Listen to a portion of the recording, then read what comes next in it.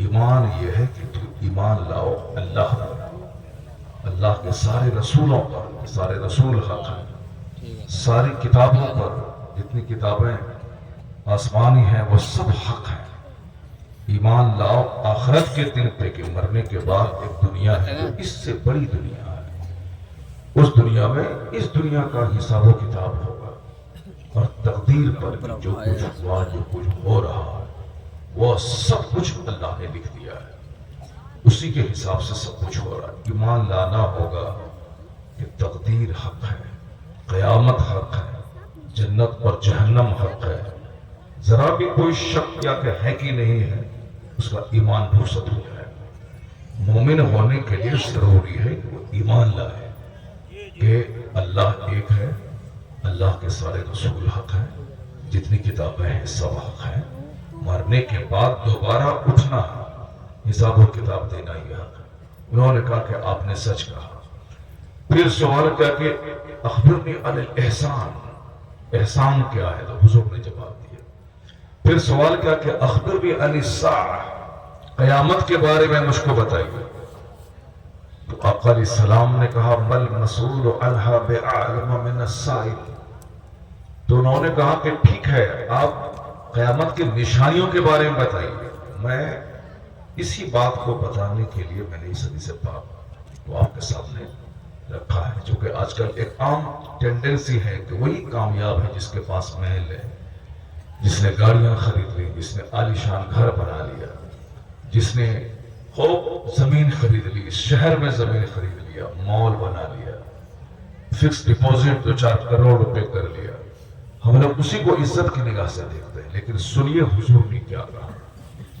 آقا علیہ السلام کہتے ہیں کہ قیامت کی نشانی یہ ہے کہ ان تلد الامۃ ربتہا، جب دیکھنا کہ کنیزیں اپنی مالک کو جنم دیں، زناکاری اتنی بڑھ جائے کہ عمرہ مالدار قسم کے لوگ کثرت سے بدکاری میں ملوث ہو جائیں اور ان کی نوکرانی باندیاں وہ اپنے مالک کو چلا دیں۔ ایک دوسرا مفہوم یہ ہے کہ بچے نافرمان پیدا ہوئے، ماں باپ کو آنکھ دکھانے والے، ماں جس نے جنم دیا اسی کو بچے آنکھ دکھ رہے ہیں، اس کو بچے نوکرانی سمجھیں۔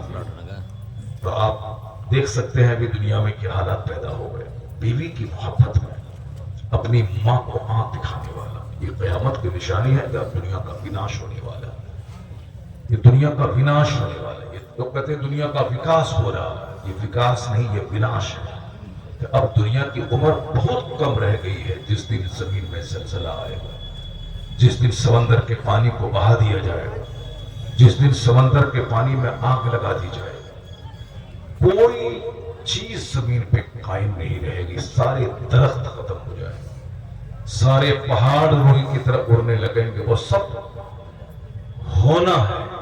بگاہے بگاہے زلزلہ کا آنا، آتش فشاں کا پھوٹ جانا، امریکہ کے سمندر میں آگ لگ جانا، جو سب قیامت کی نشانیاں ہیں، قیامت کے دن ہوں گی، وہ دھیرے دھیرے دنیا میں دکھائی پڑ رہی کہ دنیا اب وناش کے کگار پہ پہنچ رہی ہے۔ حضور نے کیا کہا؟ جب دیکھنا کہ بچے نافرمان ہو جائیں، سمجھ جانا قیامت قریب آ گئی ہے۔ اور دوسری نشانی جو حضور نے بیان کی، میں اسی کو بیان کرنا چاہتا ہوں۔ آقا نے فرمایا کہ وَأَن تَرَى الْحُفَاةَ الْعُرَاةَ، جب تم دیکھو کہ ننگے پاؤں رہنے والا، ننگے بدن رہنے والا، جو کل دوسروں کی گائے چراتا تھا، آج جتنے مالدار قسم کے لوگ مالدہ میں موجود ہیں، کلکتہ میں موجود ہیں، 90% لوگ ان کے بچے ہیں جن کے باپ دوسروں کی گائے چراتے تھے، جن کے باپ دوسروں کے کھیت میں مزدوری کرتے تھے، جن کے باپ 5 کلومیٹر دور چل کر کے ٹرین پکڑنے کے لیے پیدل جاتے تھے۔ اکثر لوگ، جتنے لوگ ابھی دلی پنجاب میں جا کر کے کما کر کے ٹھیکیداری کر کے 2-4 کمرے کا گھر بنا رہے ہیں، بلیٹ خرید رہے ہیں، صاحب ایرٹیگا خرید رہے ہیں، اکثر اس میں وہ ہیں جن کے باپ کل غریب تھے، جن کے باپ کو چپل میسر نہیں تھی، جو عید کے دن چپل کو سی کر کے عیدگاہ جاتے تھے۔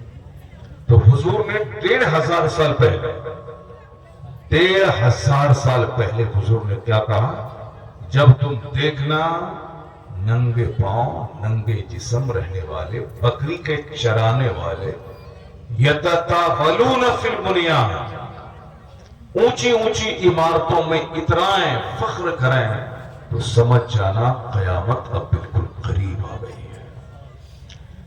جب تک کسی کو مال دیکھنے کے بعد یہ نہیں کہہ رہے کہ بڑا خوش نصیب ہے، اگر کسی کا تقویٰ بڑھ گیا، کسی کا سجدہ بڑھ گیا، کسی کی عبادت بڑھ گئی، کسی کے اخلاق اچھے ہو گئے، تب کہیں اللہ کا کرم ہے، یہ نیک ہو گیا، ان کی صدقات و خیرات انہوں نے بڑھا دیا، یہ حج کر لیا، زکوٰۃ دے رہا ہے، حلال مال کما رہا ہے۔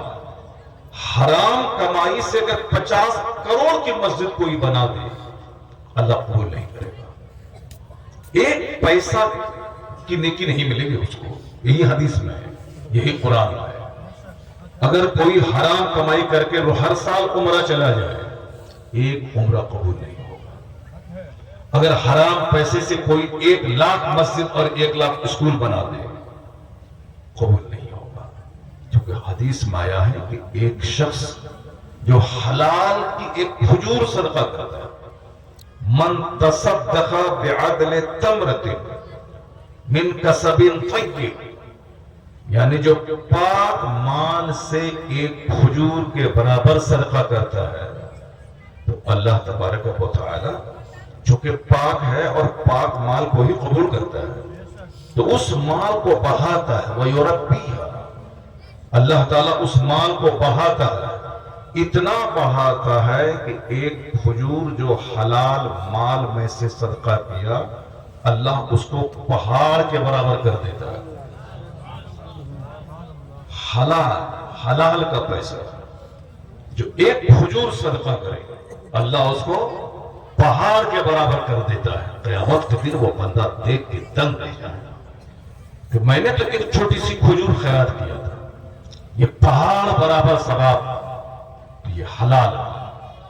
اگر کوئی حلال مال کھا کر اپنے محلے کی مسجد میں دعا کرتا ہے، اور ایک بندہ حرام مال سے وہ حج کو جاتا ہے، حدیث میں آیا ہے کہ جو مال جھوٹ بول کے کمایا گیا ہو، جو مال دوسروں کو ٹھگ کے کمایا گیا ہو، جس مال میں بہن کا حق دبا دیا گیا ہو، جس مال میں اپنی پھوپھی کا حق دبا دیا گیا ہو، ایسا نہیں کہ بیٹا ہے تو بیٹا ہی باپ کی پراپرٹی کا حقدار ہے، بیٹا کو ڈبل بیٹی کو سنگل ملنا ہی ملنا ہے۔ ایسا نہیں کوئی عورت یہ نہ بولے میرا بھائی ہے ہم چھوڑ دیا، چھوڑنے کا نہیں، یہ تمہارا حق ہے اس حق کو لینے کا۔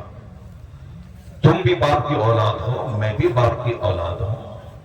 یہ اور بات ہے کہ اگر تم کو 2 بیگھہ زمین ملے گی تو مجھ کو 1 بیگھہ زمین ملے گی، اس لیے ملے گی کہ عورت کو زمین آپ کی طرف سے بھی ملنے والی ہے، شوہر کی پراپرٹی میں بھی زمین ملنے والی ہے، جو بھی پراپرٹی چھوڑے گا۔ بیٹا اگر مر گیا تو بیٹی کی پراپرٹی میں بھی عورت کو حصہ ملنے والا ہے، تو عورت کو 3 جگہوں سے حصہ ملتا ہے۔ اگر بیٹا مر گیا تو بیٹے کی پراپرٹی میں حصہ ملے گا ماں کو، شوہر مر گیا تو شوہر کی پراپرٹی میں حصہ ملے گا عورت کو، اور باپ مر گیا تو باپ کی پراپرٹی میں حصہ ملے گا۔ مگر ایک لڑکا صرف باپ سے ہی پا سکتا ہے، وہ سسور کی پراپرٹی میں اس کو کوئی حق نہیں ہے، ساس مر جائے اس کی پراپرٹی میں داماد کا کوئی حق نہیں ہے، چاہے سسور اس کا کھرپتی کیوں نہ ہو، بیٹی کا حق ہے، داماد کو کوئی حق نہیں ہے۔ تو عورت کو چونکہ 3 جگہوں سے ملنے والا، اس لیے اس کو سنگل، لڑکے کو چونکہ کہیں سے نہیں ملنے والا، اس لیے اس کو ڈبل ہے، لڑکے کو ڈبل، عورت کو سنگل۔ تو تم یہ مت چھوڑ دینا اپنا حصہ، شریعت نے یہ تیرا حصہ مقرر کیا ہے، تم مطالبہ کرنا، اور یہ مت کہنا کہ جو عورت اپنے بھائی سے زمین لے لیا وہ عورت کنگال ہو گئی، جھوٹ بات ہے۔ یہ سماج میں لوگوں نے جھوٹ پھیلایا ہے، اپنے باپ کی پراپرٹی کو غصب کرنے لوٹنے کے لیے ایک گندی بات سماج میں پھیلا دی ہے کہ جو بہن اپنے بھائی کا سے حصہ نہیں لیا، وہ حصہ لے لیا، وہ کنگال ہو گئی، بھائی اس کا منہ موڑ لیا، اب وہ اپنے میکے جانے کے لائق نہیں رہی۔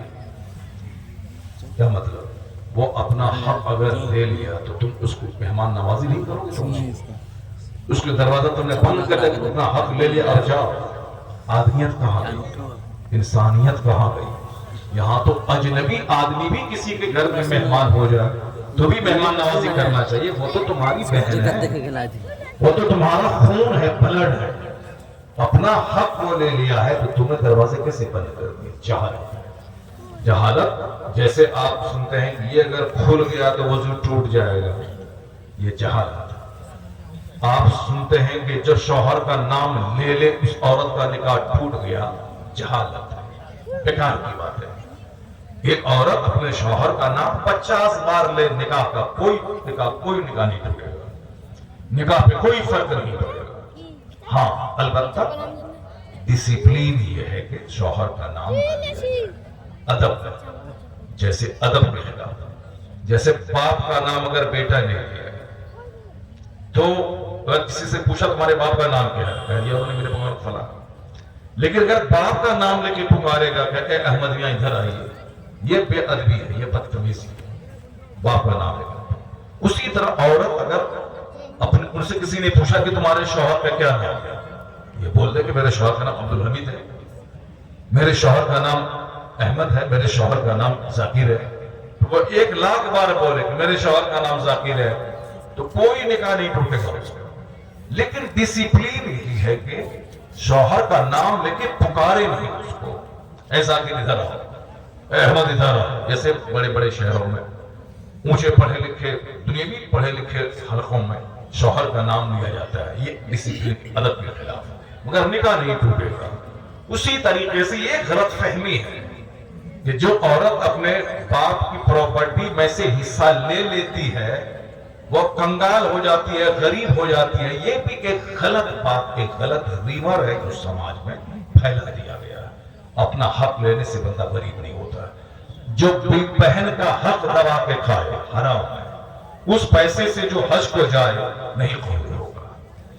جو اپنی پھوپھی کا حق دبا لے، جس کا حق باپ نہیں دیا تھا، اس کو معلوم ہے کہ پھوپھی کا حق اس میں ہے، مگر یہ اس کو دبا لیا نہیں دیا، اس پیسے سے اگر وہ 1,00,000 بار عمرہ کر لے قبول نہیں ہوگا۔ حدیث میں آیا ہے کہ جب بندہ مال حرام سے حج کرنے کے لیے جاتا ہے اور احرام باندھتا ہے اور کہتا ہے لبیک اللہم لبیک لبیک لا شریک لک لبیک ان الحمد والنعمت لک والملک لا شریک لک، تو فینادی منادی من السماء، آسمان سے ایک آواز لگانے والا آواز لگاتا ہے، لا لبیک ولا سعدیک، تیرے لبیک قبول نہیں ہے، تیری حاضری قبول نہیں ہے۔ کیوں؟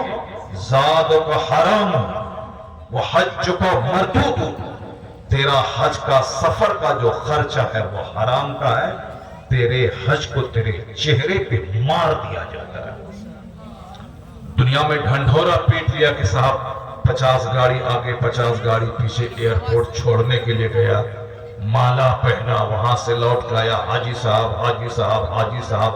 اللہ کے نزدیک وہ حج ہی نہیں ہے، وہ حج چہرے پہ مار دے۔ کون؟ جو حج جھوٹ بول کے پیسہ کما کے گیا، جو دوسروں کو ٹھگ کر کے پیسہ کما کے حج کو گیا۔ یہ آج مسلمانوں میں عام ہے، مال چاہیے، چاہے جیسے بھی ہو، جھوٹ بولے، شراب بیچے، تاڑی پیے، دوسروں کا حق دبائے، چاہے دوسروں کا آل چھاڑ کر کے دوسرے کی زمین اپنی زمین میں ملا لے، یعنی مال چاہیے۔ سود کھانے کا مطلب ہے کہ ایک سود بندہ اپنی ماں سے زنا کرے۔ یہ دنیا کا کوئی آدمی نہیں چاہے گا کہ اپنی ماں سے زنا کرے، گھٹیا کافر بھی، وہ بھی اپنی ماں سے منہ کالا کرنا نہیں چاہے۔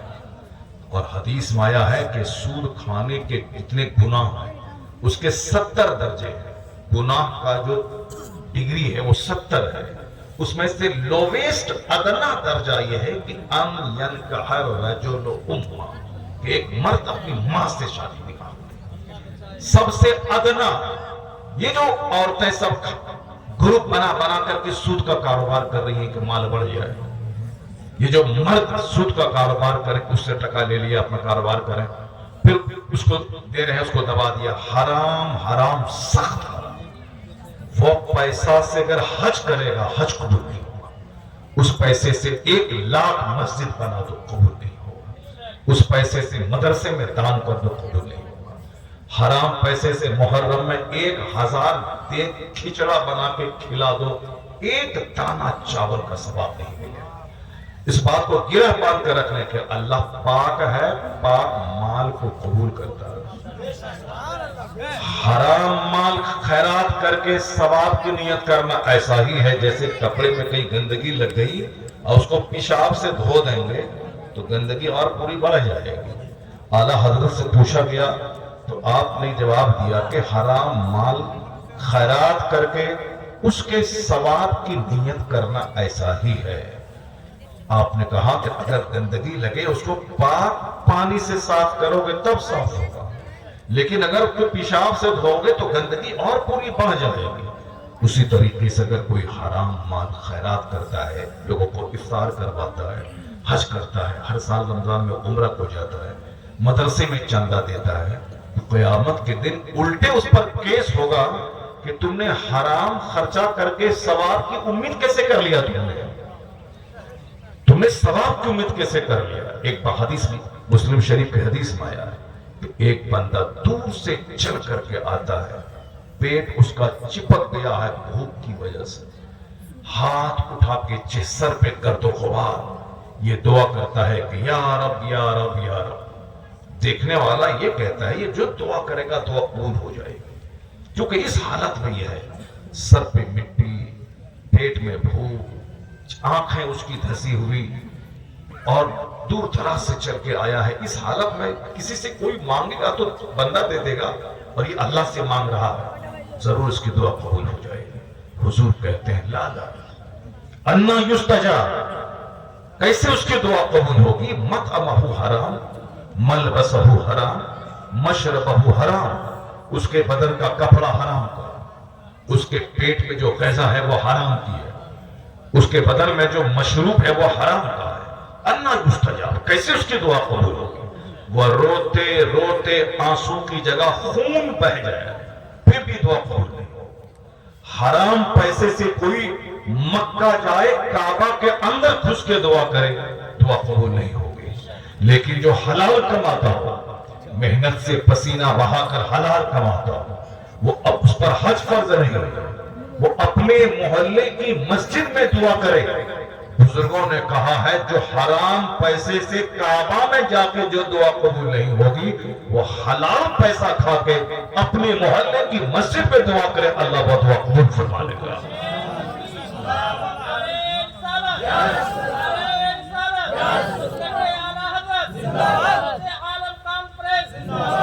ایک قوم مسلم, تمہاری عزت جو دنیا میں ہے وہ مال سے نہیں ہے, تمہاری عزت جو پوری دنیا میں ہے وہ تمہارے مکان سے نہیں ہے.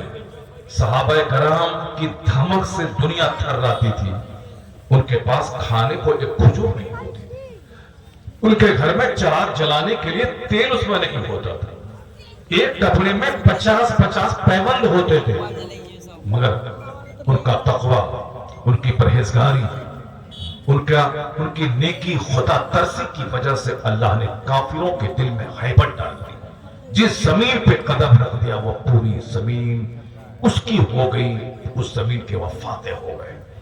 اللہ تبارک و تعالیٰ مال نہیں دیکھتا ہے, اللہ تعالیٰ اپنے فرشتوں سے مسلمانوں کی مدد کرتا ہے, صالحین کی روحی مسلمانوں کی مدد کرتے ہیں.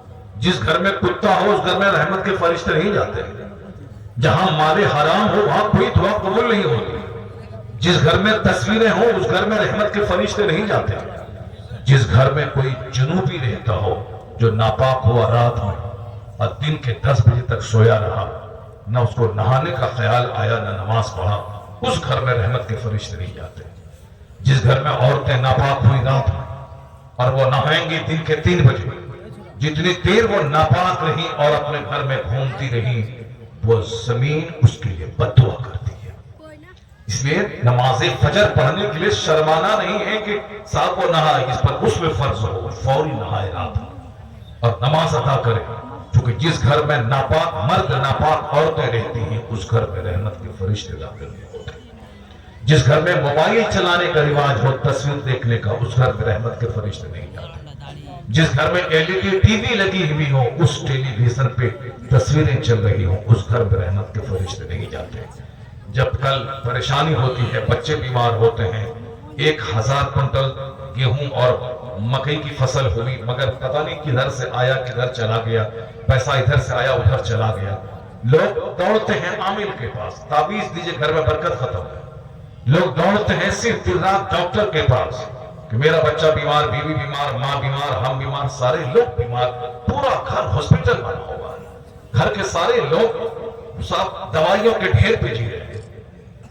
سوچنا ہوگا کہ آخر یہ مصیبتیں کیوں آئی ہیں، آخر اس قدر دولتوں کی موجودگی میں آدمی کا چہرہ کیوں سوکھا ہوا، آدمی کے چہرے کا نور کیوں ختم ہو گیا، گھر میں لڑائیاں کیوں ہو رہی ہیں، گھر میں جھگڑے کیوں ہو رہے ہیں، گھر پڑوسی کو دیکھنا نہیں چاہ رہا، بات بات میں لڑائی، مار پیٹ، کیس مقدمہ، دنگا ہو رہا ہے، اور ڈاکٹر کے پاس بھیڑ ہے، تھانے دار کے پاس بھیڑ ہے، اور جو جاہل قسم کا عامل جو سفلی کا عمل کرتا ہے، جو گندا کام کرتا ہے، جو نماز نہیں پڑھتا ہے، اس کے پاس لوگوں کی بھیڑ لگی ہوئی۔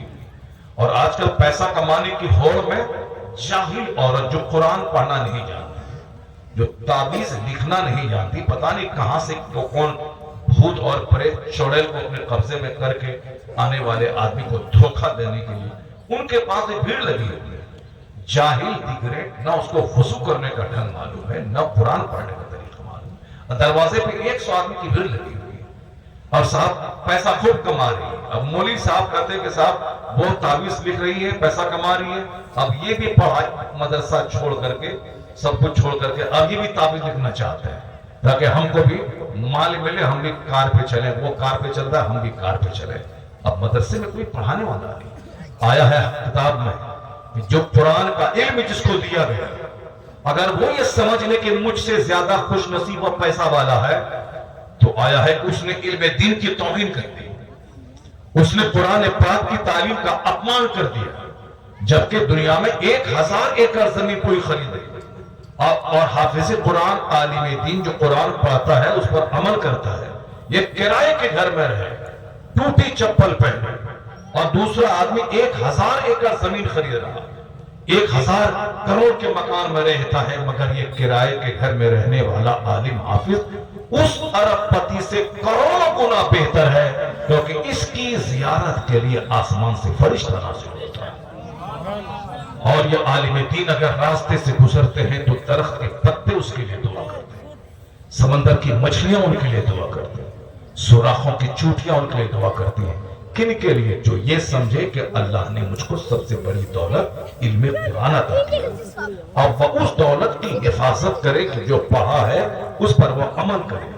اگر اس نے یہ سمجھ لیا کہ وہ نیتا جی میرے سے زیادہ دھنوان ہے، وہ صاحب سود خور میرے سے زیادہ خوش نصیب ہے، ان کے پاس کروڑوں روپے، اس مردود نے علم قرآن کی توہین کر دی، اس کو وہ عزت نہیں ملے گی۔ نہیں دیکھا تم نے کہ تمہارا بیٹا کلکتہ میں انجینئر بن رہا، تمہارا ایک بیٹا امریکہ میں بیرسٹر بن رہا، آپ کا ایک بیٹا بمبئی میں ڈاکٹر بن رہا، وہ تینوں بیٹا آ گیا عید میں، ڈاکٹر صاحب، بیرسٹر صاحب، انجینئر صاحب، امریکہ میں، بمبئی میں، کلکتہ میں پڑھتے ہیں، اور آپ کے پاس ہے 1000 بیگہ زمین، آپ کے تینوں بیٹے بیرسٹر بن رہے ہیں، انجینئر ڈاکٹر بن رہے ہیں۔ عید کے دن آ گئے عیدگاہ میں، اب 1,00,000 مسلمان نیچے بیٹھا ہے، ممبر پہ کون جا کے بیٹھا ہے؟ ایک ہل چرانے والے کا بیٹا اگر عالم اور حافظ قرآن بن گیا ہے، وہ ممبر پہ چڑھ جاتا ہے، سر پہ امامہ باندھ کر، ہاتھ میں عصا لے کر پوری قوم کو خطاب کرتا ہے۔ انجینئر صاحب بولے گا کہ ارے تم فلاں مزدور کا بیٹا ہو، نیچے اتر جاؤ، میں بیرسٹر بن رہا ہوں، میں انجینئر ہوں، میں ڈاکٹر ہوں، میں ممبر پہ چڑھوں گا، میں خطاب کروں گا، میں سب کو نماز پڑھاؤں گا؟ نہیں ہوگا ایسا، مسلمان قبول نہیں کرے گا اسے۔ ایک ہل چرانے والے کا بیٹا اگر عالم حافظ بن گیا، وہی ممبر پہ چڑھے گا، وہی امامہ باندھے گا، وہی مصلی پہ نماز پڑھائے گا، ساری قوم اس کے پیچھے نماز پڑھے گی۔ یہ بتائیے کہ حضور نے کیا کہا تھا तुम में सबसे अच्छा वो है जो कुरान सीखे और सिखाए। बैरिस्टर पीछे नीचे है या गरीब का आलिम बच्चा ऊपर मेंबर पे बैठा हुआ है। ये वो इज्जत है जो दुनिया में मिली है इल्म दीन की वजह से। इससे बड़ी इज्जत न बैरिस्टर को, न डॉक्टर को, न इंजीनियर को। अब ये मौलवी साहब अगर 2 पैसा की खातिर अपनी इज्जत में आग लगा दे, उससे बड़ा बदनसीब कौन होगा? इसको तो अल्लाह ने कौम का इमाम बनाया था, मेंबर पे चढ़ाया था, लाखों आदमी को उनके पीछे मुख्तदी बनाया था, और इसने 2 सिक्के की खातिर अपनी सारी इज्जतों की चादर को तार-तार कर दिया। अगर अपने इल्म दीन की अहमियत को समझे तो ये कौम का इमाम रहेगा, नहीं देखा जाएगा ये किराए के घर में रहता है, ये टूटी चप्पल पहनता है। अगर ये इल्म सीखा, उस पर अमल किया, ये गरीब का बच्चा क्यों ना हो, अल्लाह इसे कौम का इमाम और बादशाह बना देता। खैरुकुम मन तअल्लमल कुरान व अल्लमहु, the best among them is one who learns Quran and teaches it to others। तो मैं सबसे अच्छा वो है जो कुरान सीखता है, दूसरों को सिखाता है। ये माल बदन का मैल है, आप जिसको वैल्यू देते हैं, हलाल तरीके से खूब कमाइए, हलाल तरीके से कमाइए और उसकी ज़कात निकालिए। 1 लाख है तो 2500 ज़कात निकालिए। 1 करोड़ अल्लाह ने दिया है तो 2.5 लाख ज़कात निकालिए। अगर 2 करोड़ रुपए आपके पास हैं तो 5 लाख ज़कात फर्ज है। 1 पैसा भी अगर आपने उसमें नहीं दिया, सारा माल नापाक हो जाएगा, सारे माल को तबाह बर्बाद कर डालेगा। ऐसा नहीं कि जमीन से जब फसल पैदा हुई 100 केजी आप पर वाजिब है तो आप 50 निकाले, 50 नहीं निकाले, बोला हमने निकाल दिया, सारा माल तबाह बर्बाद हो जाएगा। क्योंकि जो माल ज़कात ना देने की वजह से तबाह होता है, खुश्की में, तरी में, आग लगने से, सैलाब में बह जाने से, वो ज़कात ना देने की वजह से होता। इसलिए माल का कोई वैल्यू नहीं। एक हदीस सुनी, मैं सुनाता हूं। हदीस में आया है कि आका फरमाते वल्लाहि मद दुनिया फिल आखिरह। चूंकि आज मस्जिदें मेरी वीरान है, माल की चाहत, मदरसा उजड़ गया, मदरसे में कोई अमीर अपने बच्चों को नहीं पढ़ाता, जबकि यह प्रधानमंत्री से बेहतर है, प्रेसिडेंट से बेहतर, मगर किसी को विश्वास नहीं हो रहा। विश्वास कब होगा? जब मरने के बाद क़यामत कायम होगी, जब सारी दुनिया छूट जाएगी। अब क़यामत के दिन जब इल्म वालों का मर्तबा ये देखेंगे, तब कहेंगे कि काश मैं अपने बेटे को डीएम नहीं बनाता, आलिम दीन बना दिया होता। ये तो क़यामत के दिन एहसास सबको होगा, लेकिन एहसास होने से क्या होगा? दुनिया में अमल है, वहां सिर्फ बदला है। वहां एहसास, दुनिया में एहसास हो जाए तो यह अमल करने का टाइम है। मगर क़यामत के दिन एहसास होगा तो क्या होगा? आला हजरत ने कितनी प्यारी बात की, आज ले उनकी पनाह, आज मदद मांग उनसे, फिर न मानेंगे क़यामत में अगर मान गया। क़यामत के दिन अगर तुम मान भी गए तो वहां मानने से क्या होगा? क़यामत के दिन तो सारे कुफ़ार और मुशरिकीन जब मुसलमानों का इनाम देखेंगे, सब कहेंगे कि काश मैं ईमान ले आया होता, काश मैं कलमा पढ़ लिया होता, काश मैं मुसलमानों को बुरा नहीं कहता। सबका अंजाम वही होगा। दुनिया में ये कुफार और मुशरिकीन आज ढेर और दिलेर हो गए हैं तुम्हारी बदअमली की वजह से। ये काफिर बोल रहे हैं कि कोई क़यामत का दिन नहीं होगा। क़यामत के दिन विश्वास करने वाले जान लें कि क़यामत नहीं कायम होगी। ये खबीस, ये मरदूद, जिस दिन वह मरेगा 2-4-10 दिन के बाद, 2-4-10 साल के बाद, जब उनके घर वाले आग में जला जला के ठोक ठोक करके उसके पूरे बदन को कोयला बना के राख कर देंगे, ये उनसे कहे कि बदतमीज, ये बता और क़यामत क्या है? बड़ी क़यामत तो वहां कायम होगी जहां तुम्हारे सड़े हुए बदन में जान डाल के दोबारा तुमको जिंदा करके हिसाब लिया जाएगा। वो तो बड़ी क़यामत होगी। और ये भी क़यामत से कम नहीं है कि तुम हालत कुफ्र में मरे और तुम्हारे बदन में आग लगा दी गई और तुमको मार मार के तेरे जिस्म को कोयला बना दिया गया। ये कोयला बनने वाला, ये सड़ने वाला ये कहता है कोई क़यामत कायम नहीं होगी। तुम्हारे अकीदे का मजाक उड़ाया जा रहा है और तुम हो उसी कुफार और मुशरिकीन के पीछे पड़े हो। उसी काफिरों की तरह तेरा बेटा बाल रख रहा है, उन्हीं काफिरों की बेटियों की तरह तुम्हारी बेटियां जीन्स और टी शर्ट पहन रही हैं, उन्हीं काफिरों के माल कमाने की तरह तुम्हारे समाज में माल कमाने का होड़ लगा हुआ है।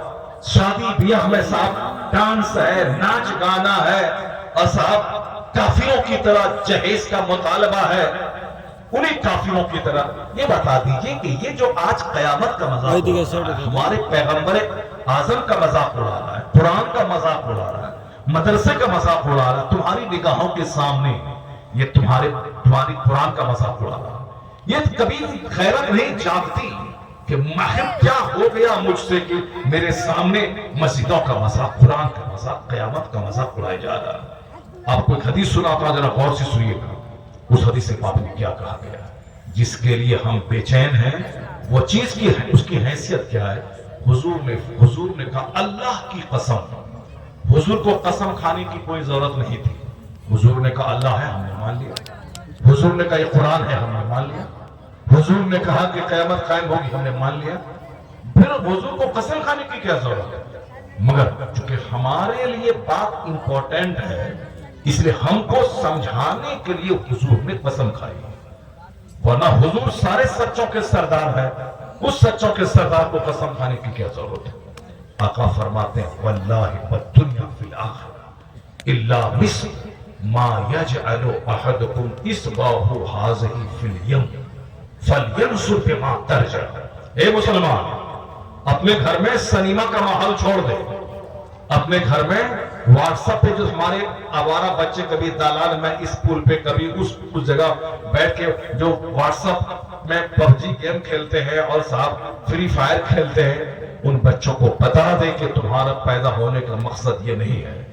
تم نے کافروں کی پیروی کی، اس لیے کافر تجھے کاٹ رہا ہے، اس لیے کافر تجھے طرح طرح سے تنگ کر رہا ہے، کبھی SIR کے نام پہ، کبھی صاحب فلاں کے نام پہ، کبھی فلاں کے نام پہ۔ یعنی میری زمین، میرا پیدائشی وطن، مجھ کو بے گھر کرنے کی سازشیں رچی جا رہی ہیں۔ چاہے کچھ بھی ہو، یہ میری بد عملی کی سزا ہے۔ میں نے کافروں کی طرح سمجھ لیا کہ ہم کو ہمیشہ دنیا میں رہنا۔ میں نے سمجھ لیا کہ جس کے پاس مال ہے اسی کو عزت ملے گی۔ نمازی، روزے دار، حج و زکات کرنے سے کیا ہوگا؟ مال کمائیے تب دنیا سیلوٹ ٹھوکے گی۔ یہ گندی فکر کافروں کی طرح میرے دماغ میں آ گئی، تو اللہ جو ہمیں غریبی میں جو عزت دیا تھا، بے سہارگی کے عالم میں جو دنیا کی سلطنت دی تھی، جو کافروں کے دل میں میری ہیبت ڈال دی تھی، وہ ہیبت کو ختم کر دیا۔ حضور نے کیا کہا؟ اللہ کی قسم، یہ دنیا آخرت کے سامنے ایسی ہی ہے جیسے تم میں سے کوئی اپنی انگلی سمندر میں ڈال دے۔ فَلْيَنْظُرْ بِمَا تَرْجِعُ، پھر وہ دیکھے کہ اس انگلی میں کتنا پانی ہے، یہ انگلی کتنا پانی لے کے لوٹی ہے۔ ذرا غور سے سنیے گا، حضور نے کیا کہا؟ اللہ کی قسم، the example of this world، اس دنیا کی مثال آخرت کے سامنے ایسی ہی ہے جیسے تم میں سے کوئی اپنی انگلی سمندر میں ڈالے، پھر دیکھے کہ کتنا پانی اس انگلی میں لگا ہے۔ کتنا پانی لگا؟ جو 4 قطرہ پانی لگے۔ حضور کہتے یہی مثال دنیا کی آخرت کے سامنے، مرنے کے بعد کی جو دنیا ہے وہ اپار سمندر کے مانند ہے، اور یہ دنیا جس میں ہم لوگ رہ رہے ہیں، یہ 1 قطرہ پانی ہے۔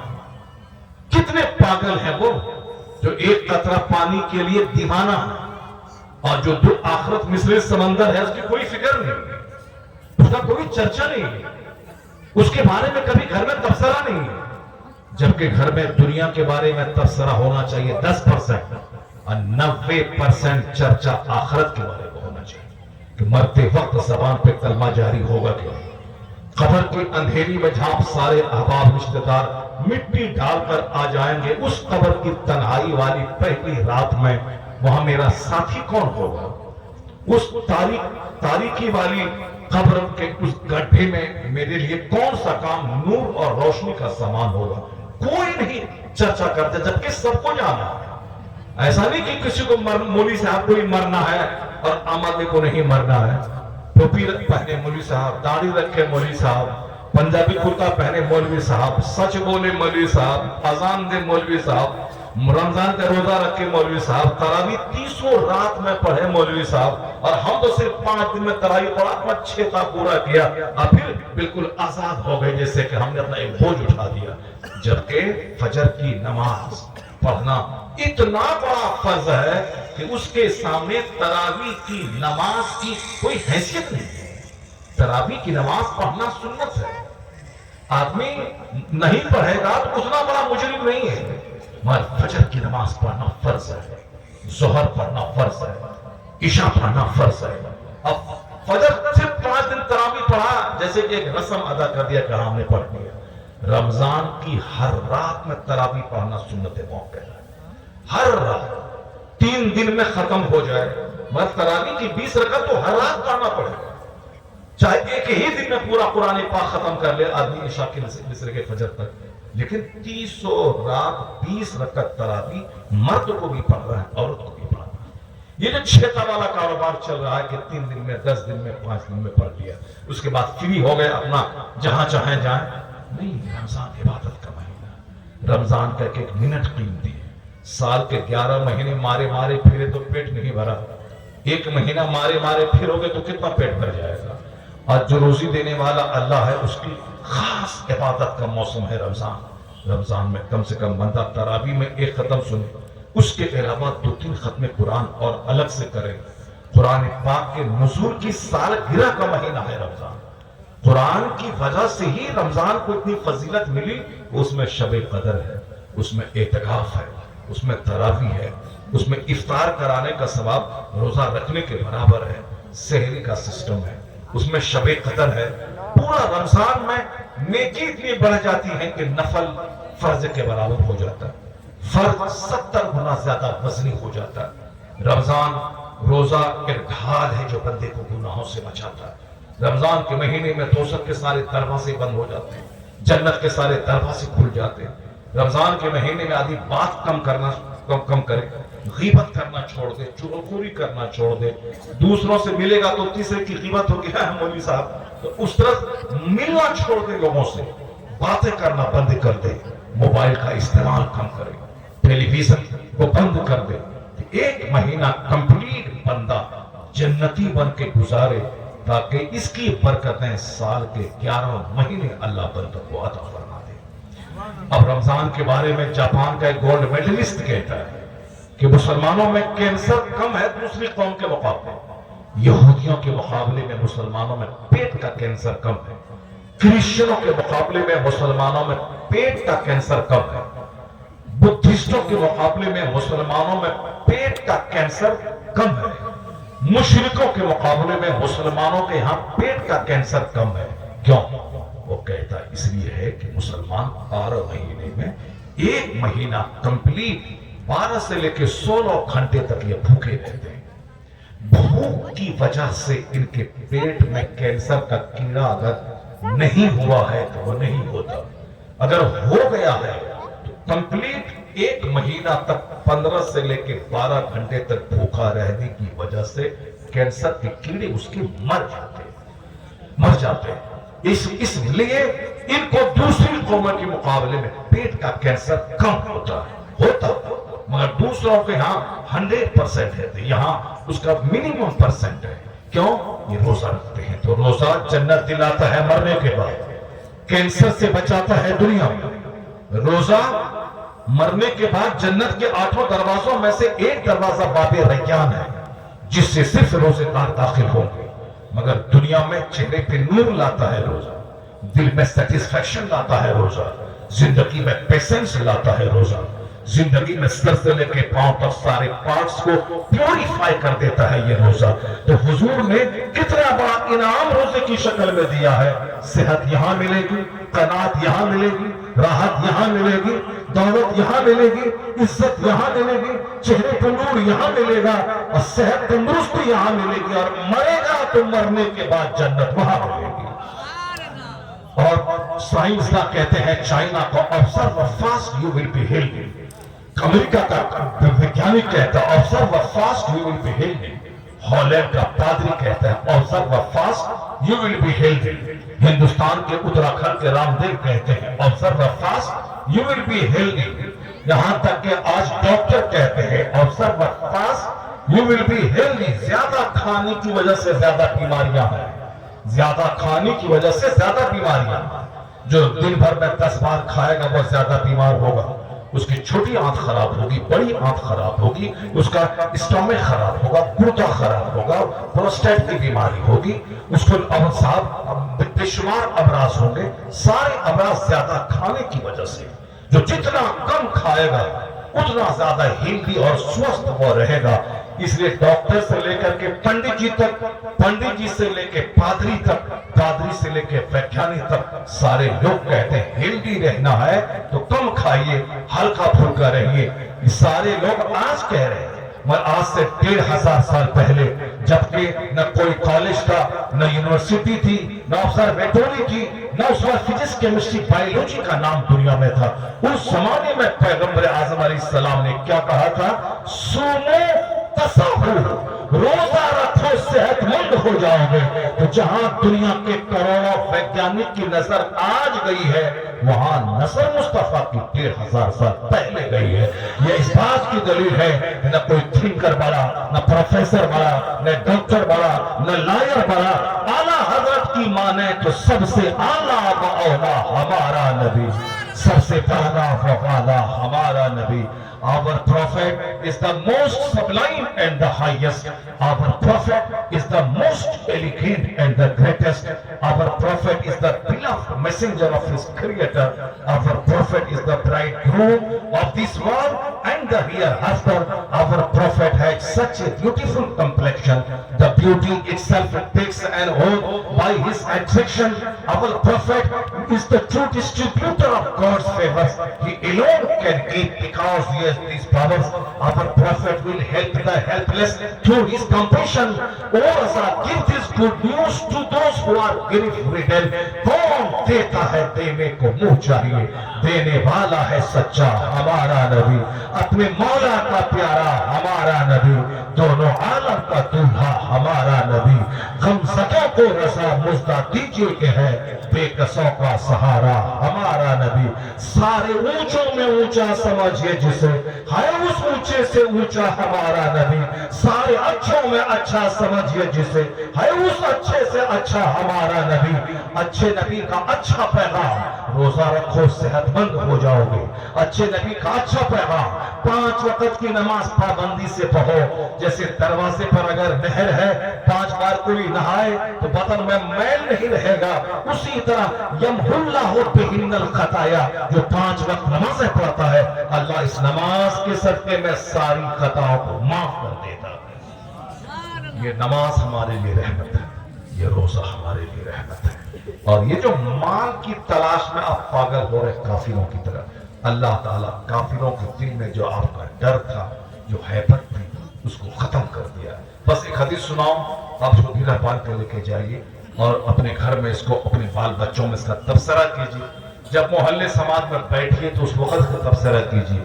وہ حدیث پاک ہی آقا فرماتے ہیں اخیر زمانے میں دنیا کی ساری قومیں تجھ کو کھانے کے لیے دوڑ پڑیں گی.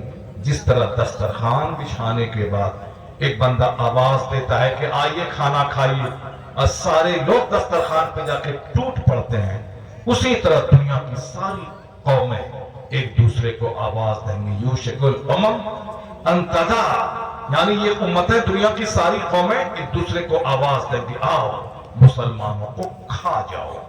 آقا علیہ السلام نے کہا سرکار کیا اس زمانے میری تعداد کم رہے گی کہ دنیا کی ساری قومیں مجھ کو کھانے کے لیے ایک دوسرے کو آواز دیں گی؟ مشرک کہیں گے اے یہودی آؤ مسلمان کو کھا جاؤ. یہودی بولے گا اے نصرانی آؤ مسلمانوں کو کھا جاؤ. جیسے ابھی حال ہو رہا ہے فلسطین کا، ابھی حال ہو رہا ہے. سارے کفر ایک ہو رہے ہیں، مسلمان تنہا پڑ رہا ہے، سب مل کے چاروں طرف گھیرنا چاہتے ہیں. سب